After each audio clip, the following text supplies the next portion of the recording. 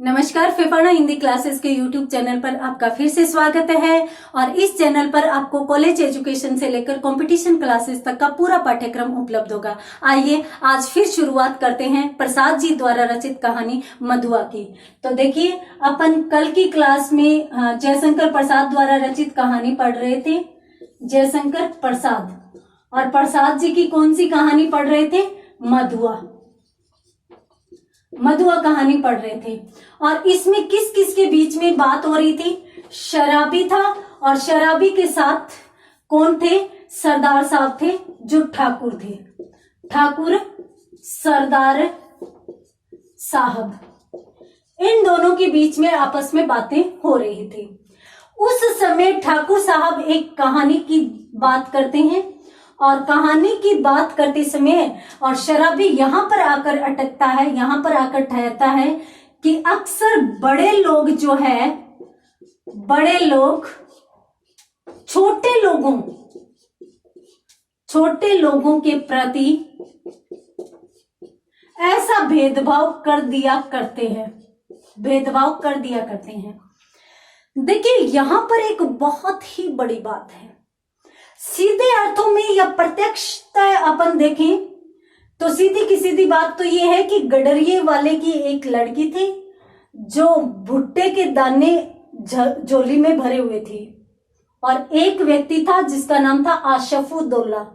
उसने उसके भुट्टे के दाने तो ले लिए और मोतियों से उसकी झोली को भर दिया था। अब वो बच्ची जो है, वो लड़की उन मोतियों के दानों को और खाने की चीज समझकर और खा रही है, पर वो खाए नहीं जा रहे, तो उनको थूक रही है, उनको फेंक रही है उस बात के लिए। और शराबी यूं कहता है कि अक्सर बड़े लोग कौन? आसफुद्दौला जैसे बड़े लोग, छोटे लोग कौन? वो लड़की के साथ ऐसी भेदभाव भरी बात कर देते हैं, या बुरी बातें कर देते हैं, बुरा व्यवहार उनके साथ कर देते हैं। इसका क्या मतलब है? देखिए, हमें बहुत तेज भूख लगी है, और हमें बहुत तेज भूख लगी है, तो उस समय हमें सिर्फ और सिर्फ भोजन चाहिए। न मोती चाहिए, न सोना चाहिए, न चांदी चाहिए। आपके पास सोना है, आपके पास चांदी है, आपके पास मोतियों के थाल भरे पड़े हैं, लेकिन आपको बहुत तेज भूख लगी है, वो सब के सब निरर्थक होंगे। कहने का मतलब, हमें जिस चीज की आवश्यकता होती है, जिस समय जिस चीज की आवश्यकता होती है, हमें उस समय पर वही चीज चाहिए। एक व्यक्ति मर रहा है, उस समय उसके पास तिजोरियां भरी पड़ी है, लेकिन डॉक्टर नहीं है, तो वह व्यक्ति उन सभी तिजोरियों का, उस सारे के सारे धन का कुछ भी नहीं कर पाएगा। उसी प्रकार से एक गरीब लड़की, जिसको सिर्फ और सिर्फ खाने के लिए भोजन चाहिए, उसे मोतियों से कोई मतलब नहीं है, और यदि उसके खाने की चीज के बदले कोई मोती दे देता है, तो वो बेचारी उसको क्या समझेगी? उसे सिर्फ पेट भरने के लिए भोजन चाहिए। उसी प्रकार से, जिस प्रकार से एक बच्चे के लिए पैसों की कोई कीमत नहीं होती। और यहाँ पर प्रसाद जी एक बहुत बड़ा उदाहरण देते हैं, और वो उदाहरण किसका देते हैं? श्री रामचंद्र जी और भगवान और हनुमान जी का। रामचंद्र जी और हनुमान जी का उदाहरण देते हैं। देखिए, ये प्रसंग आपको याद होगा, श्री रामचंद्र जी, ठीक है, ये प्रसंग आपको याद होगा। देखिए, माँ सीता को साथ लेकर और भगवान राम है, वो लंका से और फिर अयोध्या में आए थे। और जिस समय अयोध्या में आए थे, तो उस समय सबको बधाई स्वरूप कुछ न कुछ दिया जा रहा था। सब लोग बैठे थे, दरबार लगा हुआ था, और उसी समय भगवान श्री रामचंद्र जी है, वो सकुचा रहे थे कि हनुमान को क्या दिया जाए, क्योंकि हनुमान का काम तो बहुत बड़ा था, और उसके काम के अनुसार और उसके भक्ति संबंधी प्रेम के आधार पर भगवान श्री राम के पास उसको देने के लिए कुछ भी नहीं था, उनको देने के लिए कुछ भी नहीं था। जब भगवान श्री राम देने के लिए कुछ नहीं था, समर्थ चीज कुछ भी नहीं थी, तो इसलिए भगवान श्री राम सकुचा रहे थे। और जब श्री राम जी सकुचा रहे थे, तो सीता जी ने इस बात को महसूस किया और महसूस करके उन्होंने अपना हार निकाला और हनुमान जी को दे दिया। अब हनुमान जी को भगवान श्री राम के नाम से मतलब है, उनकी भक्ति से मतलब है, वो भला मोतियों का क्या करेंगे। तो फिर हनुमान जी ने यूं सोचा कि इसमें भी कुछ होगा, तो फिर वो उस हार को ले जाते हैं, एकांत में ले जाकर और बैठ जाते हैं और बैठकर और उस माला से एक एक मोती तोड़ते जाते हैं उसको फिर दांतों से मोती को भी तोड़ते हैं, माला को तोड़कर मोती निकालते हैं, मोती को भी तोड़ कर और उसमें देखते हैं उसमें कुछ दिखाई नहीं देता, फिर उसको फेंक देते हैं, फिर देखते हैं कुछ नहीं, लेते हैं, तोड़ते हैं, देखते हैं कुछ नहीं।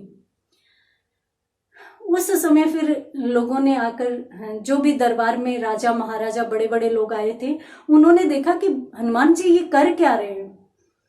फिर हनुमान जी से पूछा गया तो हनुमान जी यूं कह रहे थे कि मैं इनके अंदर भगवान राम का नाम खोज रहा हूं, जो मुझे यहाँ में इनमें किसी में कुछ में मिल नहीं रहा, और यदि राम का नाम नहीं है तो वो चीज मेरे लिए किसी काम की नहीं है, तो मैं फेंक रहा हूं।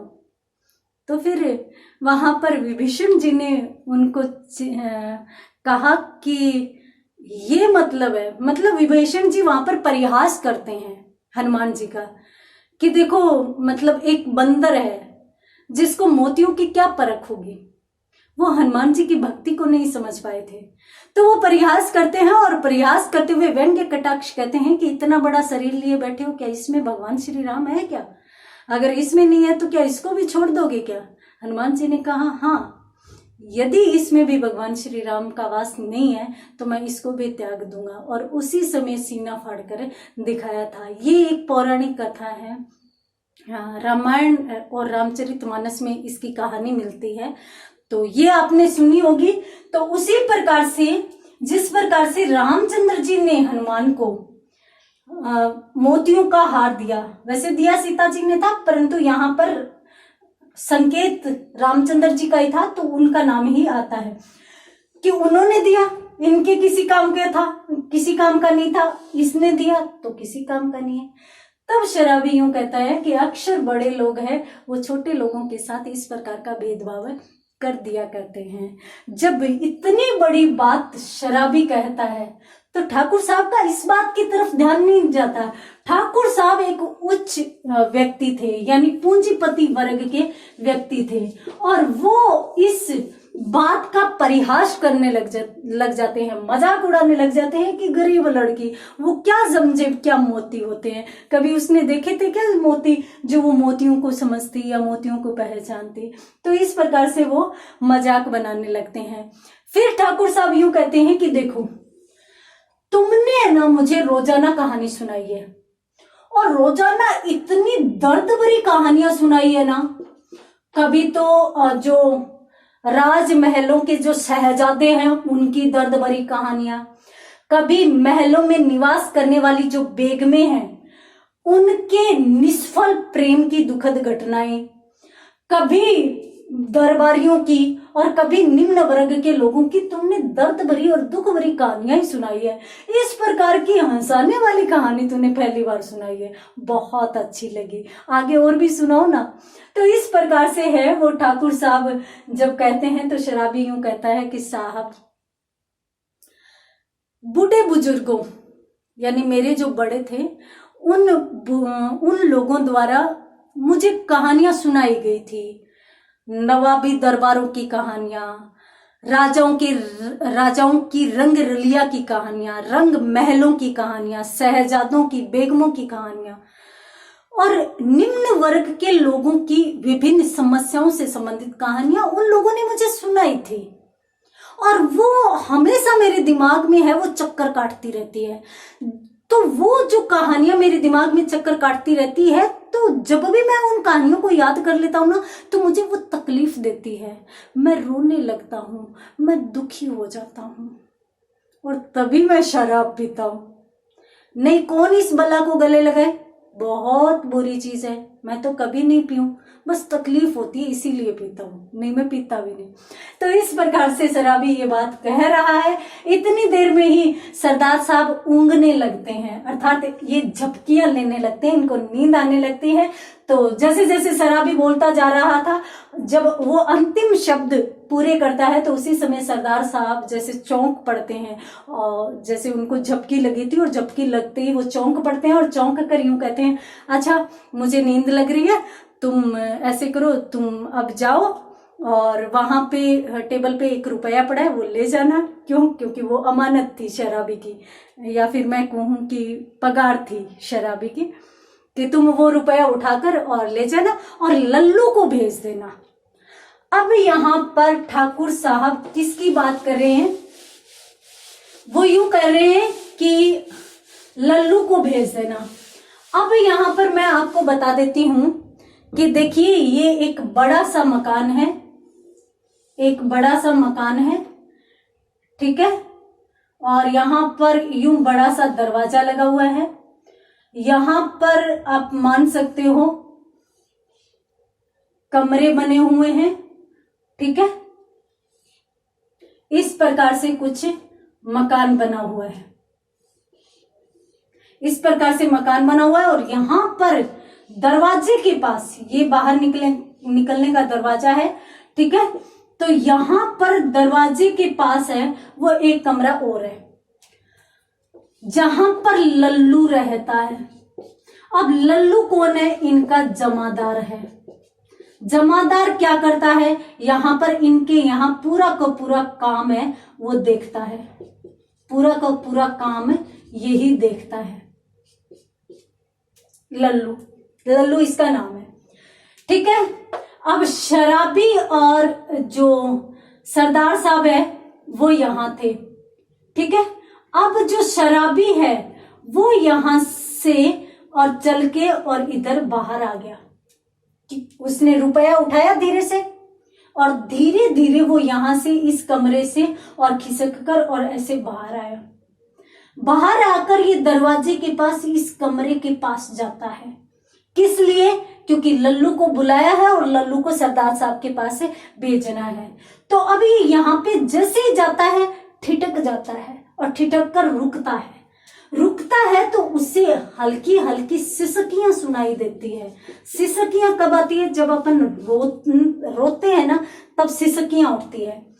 तो सिसकियां सुनाई देती है और फिर वह ध्यान लगाकर सुनता है तो एक व्यक्ति बोलता है, क्या हुआ, रो क्यों रहा है? कुंवर साहब ने कोई मार थोड़ी ना दिया, 2 ही तो लत्तें लगाई है तुझे, क्या बिगड़ गया तेरा, क्यों रो रहा है फालतू में? ये आवाज किसकी थी? लल्लू की थी। और वह माहौल देखकर ऐसे लग रहा है कि यहां पर 2 व्यक्ति है, एक तो लल्लू है तो दूसरा कौन है? दूसरा कोई ऐसा लड़का है जो यहां पर काम करता है, ठीक है। और उसको ये डांट है वो लगा रहा है कि क्या बिगड़ गया तेरा, 2 ही तो लातें लगाई है कुंवर साहब ने। और कुंवर साहब कौन? सरदार साहब के बेटे, कि तुझे 2 ही तो लातें लगाई है, क्या बिगड़ गया, क्यों बार बार रो रहा है, अब चुप कर, मेरा दिमाग खराब मत कर। इस प्रकार से लल्लू डांट लगा रहा है और फिर थोड़ा रुक जाता है। रुक जाता है तो फिर ये सिसकियां सुनाई देती है और बीच बीच में कुछ हिचकियां भी निकलती है। बस इधर से कोई आवाज नहीं निकलती, सिसकियां और हिचकियां निकलती है। इधर से लल्लू फिर बोलता है, देख दिमाग खराब मत कर, माथा खराब मत कर, यहां से खड़ा और निकल जा। क्यों खाल उधड़वाना चाहता है? मैं खड़ा हूंगा फिर तुझे मारूंगा, क्या फायदा इससे, खड़ा होकर निकल जाए यहां से। यहां पर शराबी खड़ा खड़ा सुन रहा है। ये लड़का धीरे धीरे सिसकता हुआ, आंसू पोंछता हुआ और यहां से निकलता है। जैसे ही यहां से निकलता है, शराबी यहां सामने खड़ा होता है। पता नहीं क्यों कैसी आत्मीयता शराबी के मन में उभरती है, उस लड़के के आंसू पोंछते हैं और फिर इधर चल पड़ता है। जैसे जैसे शराबी चल पड़ता है, पीछे पीछे यह लड़का भी निकल जाता है। जल्दी जल्दी चलता जाता है और दोनों आकर एक गली के पास हल्का सा रुकते हैं। पहले शराबी ठिठकता है, अब लड़के को तो पता ही नहीं, लड़का तो इसके पीछे जा रहा है।